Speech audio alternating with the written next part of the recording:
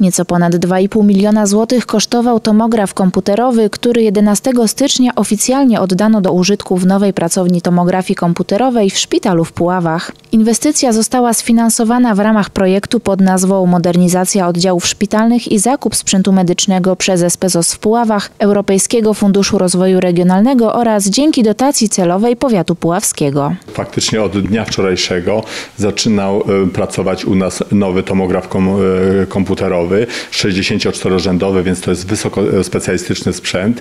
Od dnia wczorajszego funkcjonuje nowy zespół, Zakład Diagnostyki Obrazowej B, przeznaczony wyłącznie dla pacjentów tzw. strefy czystej. Czyli jest to w innym miejscu niż dotychczasowy Zakład Diagnostyki Obrazowej A, z oddzielnym wejściem, całkiem bezpiecznym dla pacjentów z zewnątrz. Dzisiaj chcemy otworzyć się trochę na pacjentów z miasta Puławy, z powiatu puławskiego i innych, którzy zechcą zrobić sobie u nas badanie w tomografii komputerowej. Przy nowym zespole, przy krótkiej kolejce, wysokiej jakości sprzęcie zachęcamy.